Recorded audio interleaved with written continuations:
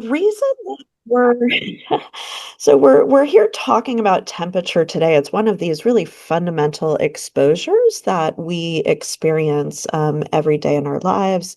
And Ekta, if you switch over to the next slide, thank you. It's also very important to note that as a population as a whole around the globe, we're experiencing more and more high temperature days and much more variation in our temperatures over time. Now, in a place like Michigan, where I live, where the winters are cold, we have a lot of snow, high temperatures sound really good to me right now. But next slide, I think many of you from India, Ekta, if you could just advance one, really know that temperatures can be very high in other parts of the world. And in fact, India has been ranked as one of the top 10 climate affected countries around the world, really experiencing very high temperatures. And so on the left-hand side of the graphic, you can see, that India experiences some very high levels. We're talking about in, like 45 to 50 degrees Celsius. For those of us who are thinking Fahrenheit, we're talking about temperatures that get up to 120 degrees Fahrenheit. And so those are really, really hot temperatures, and they are becoming more frequent. So on the right-hand side of this graphic, you can see, sort of progression of these temperatures over time, and you're seeing more and more frequency of those events over time. So on the next slide, there's a couple of headlines, that occur when you have these heat waves. On average, India has been seeing like almost 25 heat waves every year in the decade since about 2020, which is really quite a lot. I think many folks know that, heat stroke is a real worry, and you see more people indeed dying on these very hot days than if the days had been cooler. UNICEF had done an estimation about how many people are dying early in India because of these heat events, and it was on the order of about 2,000 people every year have been dying prematurely because of these exposures to heat. Now, one of the interesting things is that the literature on heat predominantly has been, focused on outdoor temperatures and these acute events, related, like I said, to mortality. Sometimes there's studies looking at cardiovascular events. But the reality is this is not, sort of an everything or nothing type of reaction. And there are often these more subtle processes that kick into play as you have higher temperatures. And many of these are things that impact the brain. So, there's good evidence that there's poor brain perfusion at high temperatures. You can get, neuroinflammation and oxidative stress. You can get suppressed motor, cortical activity. And even in the worst situation, right, if temperatures get extremely hot, your brain can actually start to experience higher heat. So the thing that's interesting about heat is it's not only these physiologic responses. So those absolutely come into play. They're certainly important for health, but you also have some of these behavioral factors that are being influenced as well. So, for example, I don't know about you, but when it gets to be 100 degrees, I no longer go and take my daily walk outside, right? I might not go to meet my friend, down the street to chat outside and hang out. We might do less exercise and social, avoidance activities.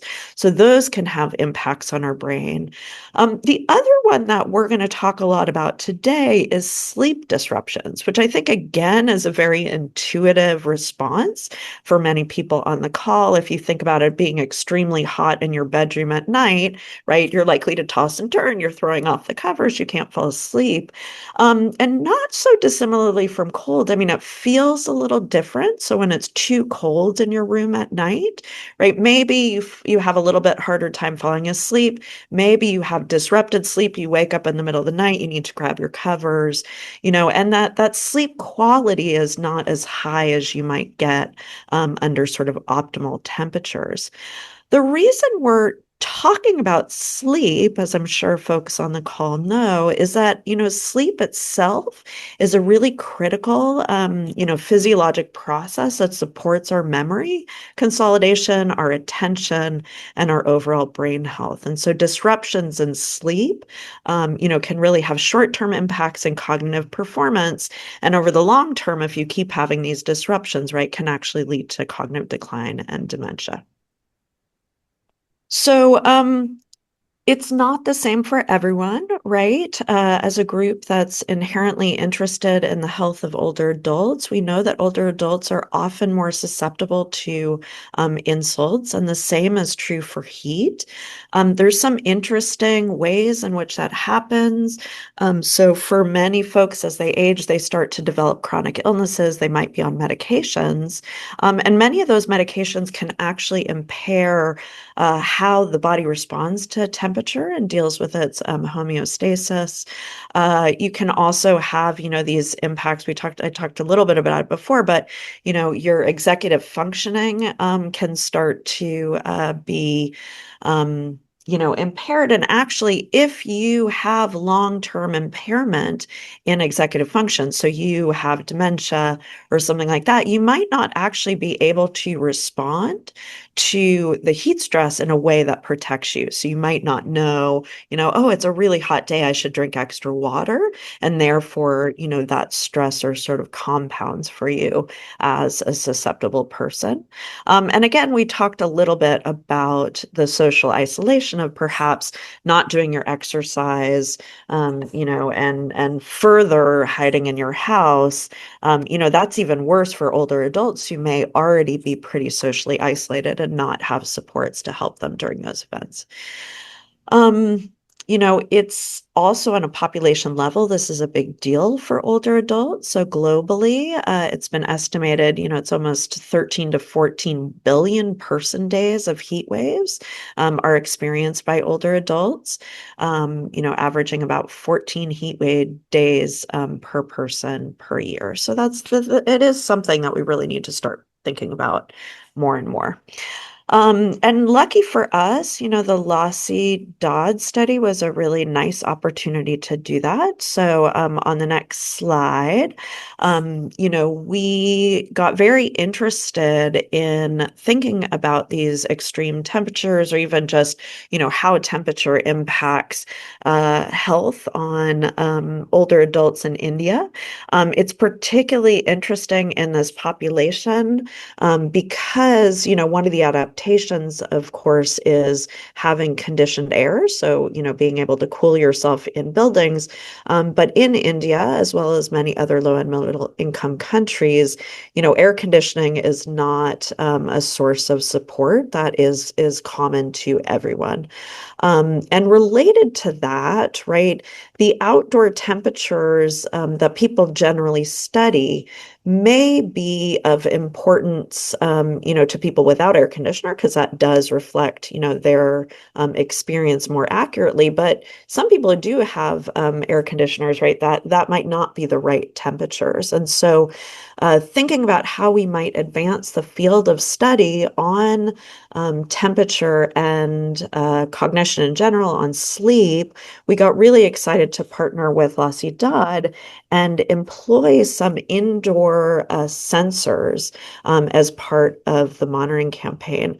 So a massive thanks to the LASI-DAD team, who is absolutely incredible in their dedication and their hard work to get data collected. We were able to sample over 600 homes between 2022 and 2024, collecting indoor measurements of temperature, relative humidity. We also have measurements of CO2 as sort of an indicator of how much, fresh air is coming into a home. Those devices were collected with this AeroNet 4. It's a very small I could do it with my hands. It's about that big, maybe a little bit bigger. A sensor that collects these measurements in real time. It has a continuous log of temperatures, and we put those inside of participant homes for 24 hours, right around the time that we were doing the cognitive testing as well. So we were able to, sort of see the conditions in their home around the same time we were getting information about their sleep and their cognitive performance that Ekta will tell you about in just a moment. Before we move on to those results, though, I just wanted to give you a really quick snapshot of how this data looked. So, I think take-home messages that you can see here, we're reporting different metrics of temperature. So there's like a maximum nighttime hours, there's a maximum daily hours, there's an average daily presented. These actually turn out to be incredibly highly correlated with one another. So they're pretty representative of each other, but you can see that the temperatures are very hot from at least the US standards. Again, sort of the center of the distribution is about 25 or something like that degrees Celsius. But really, we had homes that were getting up into those ranges that, you start to say, oh, this is hot, or oh goodness, we're starting to really feel worried that you might be suffering some immediate health effects. So, there were some homes that were measured at a maximum level over 40 degrees Celsius, which is really quite high.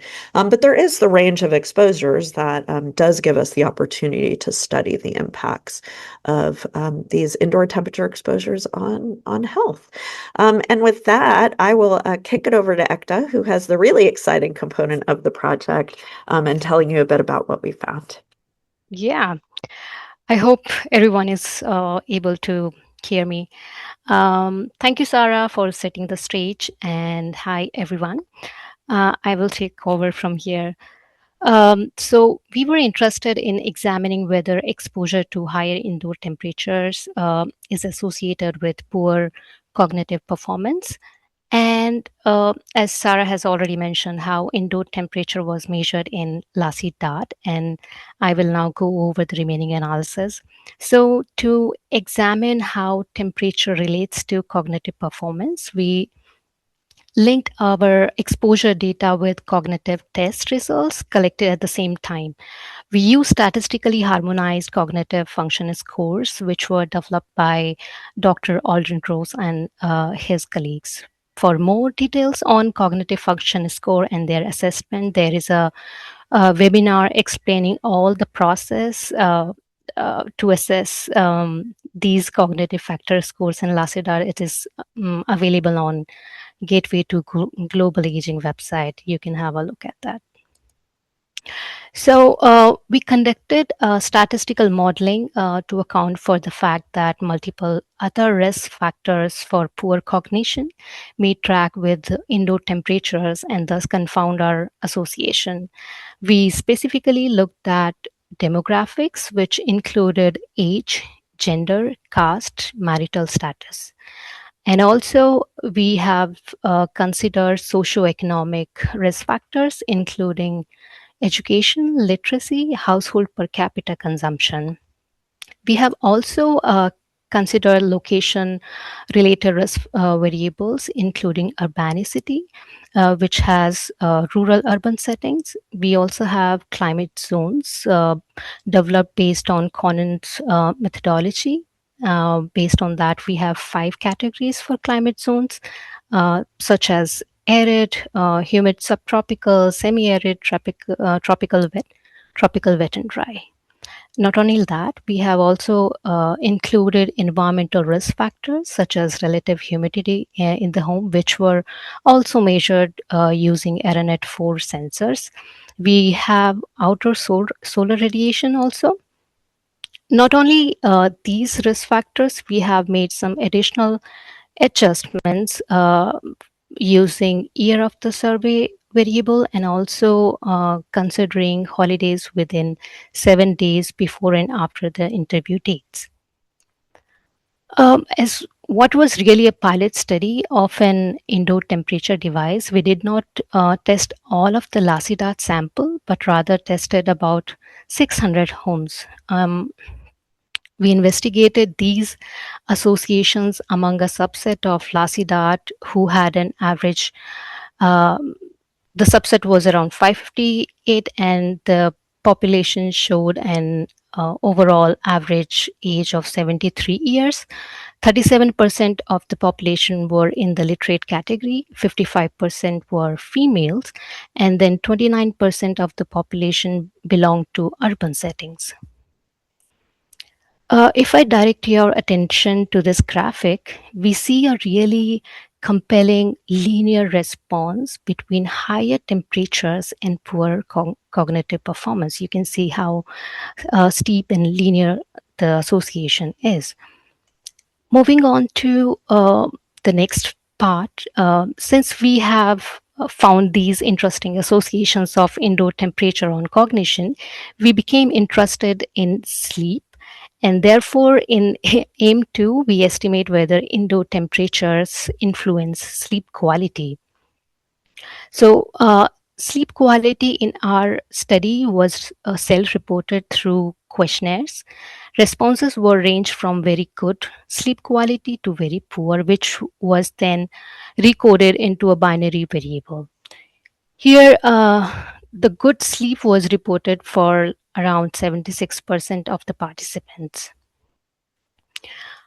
To find the association between indoor temperature and sleep quality, we used binomial regression model with survey weights. And again, we used the same adjustment as discussed before. Further, we checked the nonlinearity in the temperature and sleep relationship using a piecewise linear spline with a note at 20 degrees Celsius where the sleep quality peaked.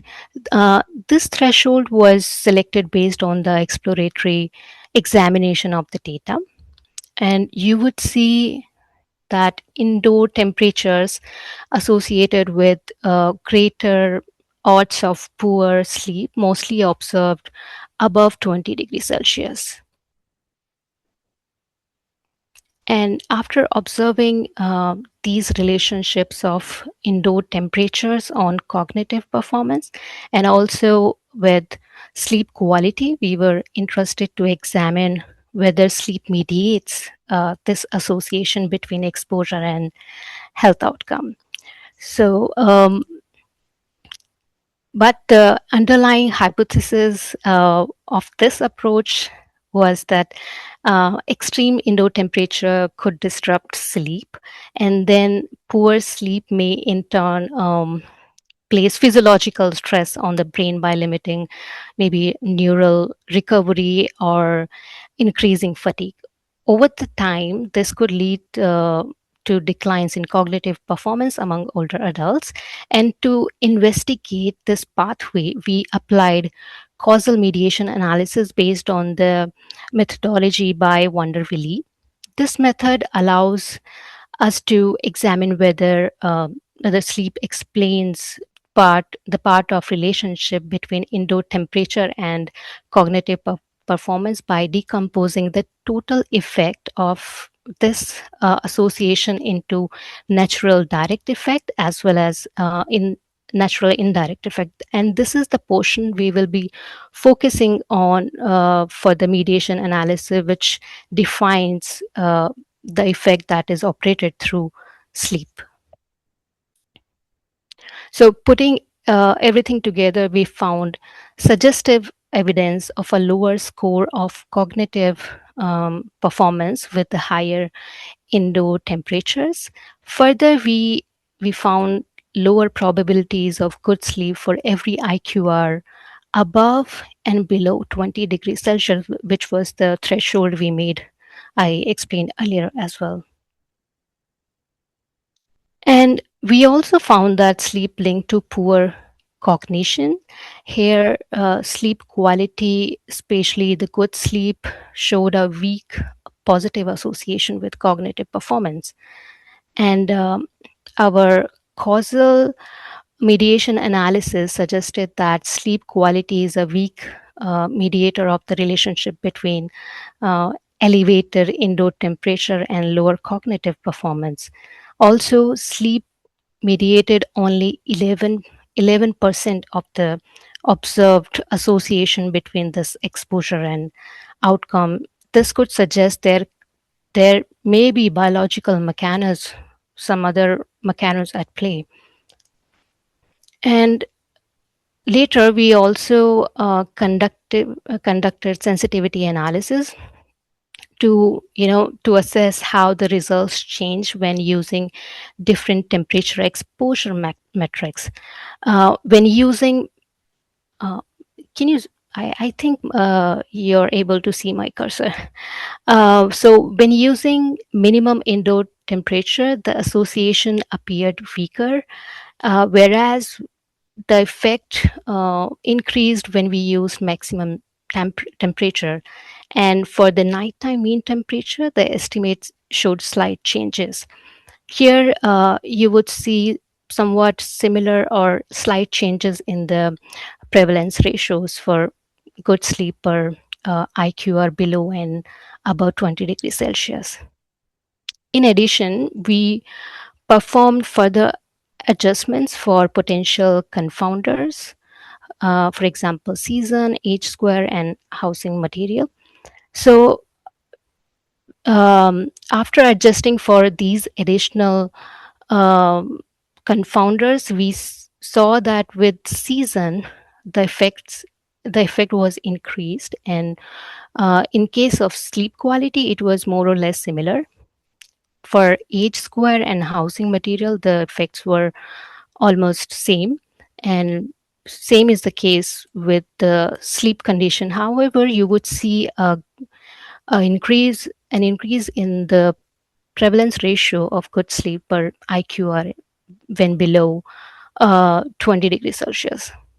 So, moving on to summarizing our findings from across all the EAMS I showed in the previous slides, we found that older adults in India are exposed to high temperatures, and higher indoor temperatures were associated with poorer sleep quality and lower cognitive performance.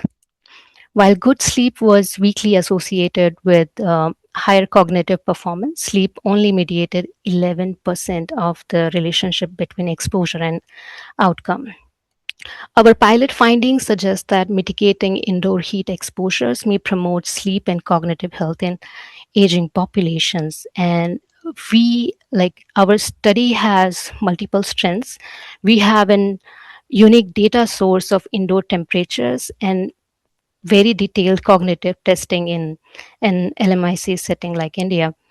We have an evaluation of mediation by sleep, which is a novel approach. And then there are few limitations as well. The effects showed modest power. We don't have the personal measures. We used local sensors which were placed in the households at specific locations in the kitchen or bedroom areas. The study was cross sectional. There was no direct measures of sleep quality, rather, we relied on question based or self reported sleep informations. So, given all the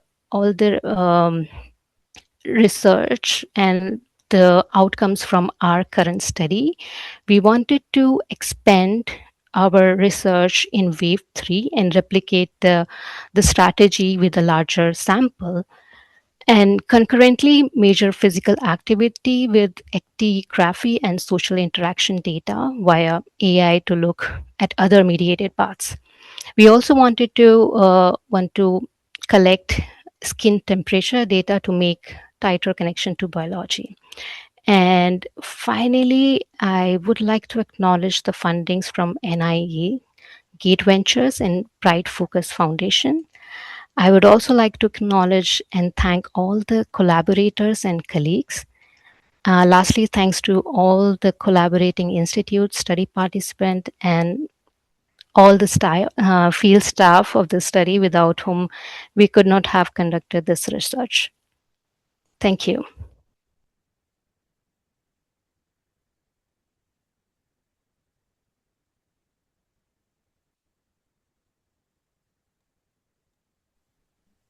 Okay, great. Thank you both. I think we can go ahead and take questions now. There is one question in the Q&A if you would like to read it out and then answer.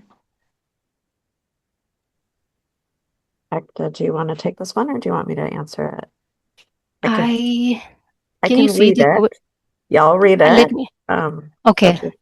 So, Uh, first question, thank you very much to our anonymous attendee. We have one which is, how does one account for confounders such as external noise pollution or indoor noise pollution on the relationship between indoor temperature and cognition, when thinking about mediation by sleep quality?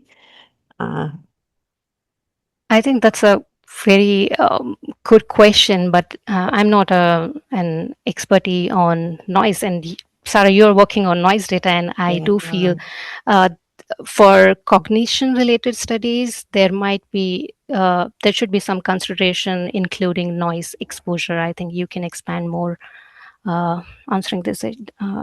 question.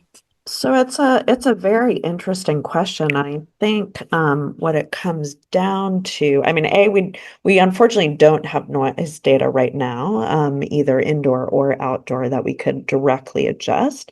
I think my thoughts on it would be that um, we have adjusted in all the ways that we could think of or could adjust for socioeconomic status.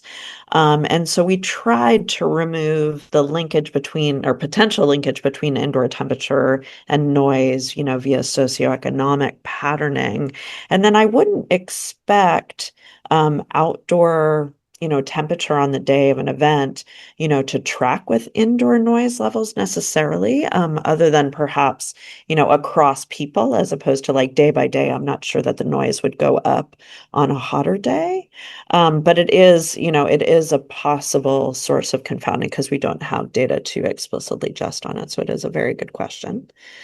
Um, I'll read the next one, and Ekta, maybe that one, I don't know if you want to take that one, but Hmm. temperatures have always been pretty high in many Indian states, but the rates of dementia have only been increasing recently in the last couple of decades. So why do you think that temperature might affect cognition now? I'd be interested to know if you accounted for any confounders. And I'm supposing they're thinking about, adjustment for time. Um, Yeah.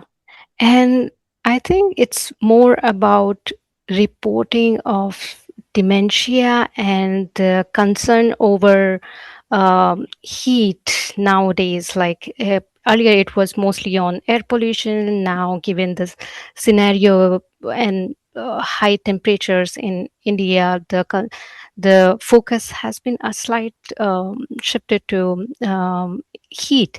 But recently, in the State of Global Air report by HEI, they also mentioned the burden of dementia, which has increased globally. But our study is just a support or an evidence towards showing, yeah, that extreme temperature may impact the cognitive health and Alzheimer related disorders as well. So more the evidences, maybe more interventions toward it. and I guess, I mean, to that point, I'm not really sure that heat didn't matter before. I Yeah, I suspect that mean, there's nothing that's changed about heat, and perhaps in earlier days when air conditioning was even less prevalent, right, then maybe it yeah. was worse unless there are other accommodations, right, that people are adaptations that people made to protect themselves. So I don't think there's anything necessarily special about the heat now. It's more just that, as Ekta was saying, it's become something that we've been starting to investigate more and more frequently. All right. There was a question about how you adjusted for other variables. Do you want to show the slide again with our covariate set, perhaps? Hmm. Um, so we, so in Ekta's model, she had included, a long list of covariates as potential confounders. Um, there. So Yeah, and these were also selected based on uh, rigorous literature search, and we did multiple times the model formulation, and this was the best set we could think of at the time we were doing this analysis. yeah. So Ekta, somebody asked what the motivation was for the holidays in the days before and after the exam. Yeah, so that was very interesting. Like in India, we have so many festivals, and it's mostly defining the cognitive part. Like if there is any holiday coming up, we get excited, and the elderlies in our house, they look forward to meeting their relatives and family members, and there could be some change in their brain health or something, because they feel good. So it's mostly on the cognitive health side. Yeah, and I And think yeah, of course. yeah, I think just the concern is if right holidays are happening at the same time of a year, then they just happen to pattern with weather as well as exactly as Ekta was Yeah. saying, the idea of the cognition function. Um, let's see. Is the data tracking nighttime sleep quality only? That's a very good question. Ekta, do you remember Yeah. how that question is phrased? Is it just how was your last quality of sleep in the last day, or is it in nighttime? So that was mostly the sleep in the last night. So we based on all the categories, after making even the binary, we thought of comparing our last night temperature exposure, because we didn't have the indoor temperature. We started our deployment on the date of interview, so we wanted to check if we are measuring the right metrics. So we compared our indoor measurements with the outdoor exposure from era 5, and we found an amazing um, uh, regression, and the data was almost same. Mm. Yeah, if that Yes. was the question. Yeah, I mean, I wonder if the person is also thinking about if it shifts the sleep patterns from, nighttime to daytime, for example, which I don't know. I mean, we certainly didn't look at it. It's a really Yeah, interesting yeah, question. yeah. And I'm not sure that we have the resolution of the data to look at it. I think these are Mm-hmm. nighttime sleep Yep. quality. It's a really intriguing idea. So that's Yes. something Yeah. to pursue. Thank you for that suggestion, whoever that was. And then the last thing that was here is, oh, good, another one's coming in too. But I wonder if the study is more fitting question to what is available and collected in LASI-DAD as a use case as opposed to closing real gaps. So absolutely, like this is a use case. I would say that from the environmental side of things, having 600 indoor samples of temperature and these amazing cognitive outcomes of LASI-DAD is actually really novel. And so I agree that this is a beginning. We actually hope to extend this, to many, many more houses in the next wave of sampling. And that way we'll have more longitudinal information so we can do a better job of adjustment for other factors, that differ between people. But I think it is a use case, and I also think it really does contribute to the literature in an important and interesting way, in my opinion. Um, this is wonderful. Thank you all so much for these questions. We keep getting new ones. In India, sleeping, napping in the daytime is not uncommon, and so it would be important to track whether it's nighttime sleep. In any case of daytime sleep exposure to light would impact cognition. Yeah, Ekta, you want to take Yeah, that that's forward? a very good suggestion, and it's a very nice comment. We have not really think of including the daytime sleeping pattern. I don't think we have such questionnaire uh, in the data. We only focus on the last night sleep quality. Yeah, so we'll have to double check if it's there, but Yeah. yeah, I agree with Ekta. It's a very interesting question. Ekta, you did look at the solar radiation though, right? So like we do have daytime light, I think. Yes. Yeah. Um, so that is something that was looked at in the models, which is honestly itself is Yeah. quite interesting because radiation does heat you up as well, which is interesting. So thank you for those feedback. It gives us something else to think Yeah. about. Indirect effects of your model appear small, perhaps smaller than you might expect. Is there an argument that individuals in India have developed a greater tolerance for managing heat-related effects to sleep and cognition? Mm-hmm. Do you want to take that over? Like we did not. So the total effect and indirect effect, they were all very small, and we had a very small sample size, and doing the mediation analysis in different ways. I followed Valerie's methodology, Wondervilli's, and tried to think around what is happening, because I do agree. In uh, the tolerance, I cannot comment, but the temperature is going super high, and people in India, they are really struggling. And with the sleep, so the overall response was very weak and but positive in a way. Yeah. Yeah, I mean, it's a really interesting question. And to some extent, what your question is getting at is this notion of adaptation. So if there's ways that, people have learned to cope with those heats, I'm currently at a conference on extreme weather, and somebody was showing a photograph of an older adult in India that they were pouring, they were laying on the ground and they were pouring water on them to help cool Yeah. down. So even if there is an air conditioning, sort of as this very generous attendee who's asking great questions, raises, there Yeah. may be strategies that the Indian population has figured out how to cope with those temperatures. So it's definitely intriguing. Again, this is a first step, and I think it's opening up a lot of really exciting lines of research, not just to know the answer, but actually, potentially to inform intervention strategies. So I love that question.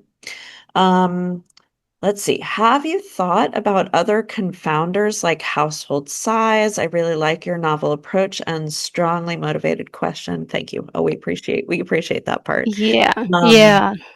That's a very good question and comment. So we did included household size in one of our model formulation steps, and we did not find uh, change in result. Rather, we have accounted for a household quality, and which somehow gives an information how, like, if there is ventilation or something. But there was n- uh, maybe we thought of some over adjustment at that time, and we ended up doing including selected variables that defines the socioeconomic overall the variables. Yeah. yeah, amazing.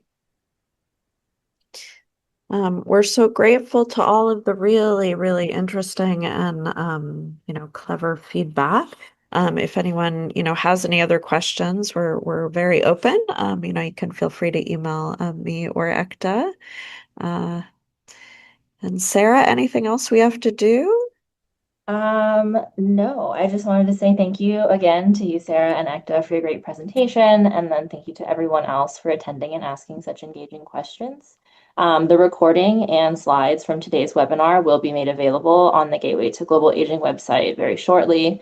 And then please keep an eye out for the next webinar announcement on the LASI-DAD website or through the Gateway mailing list.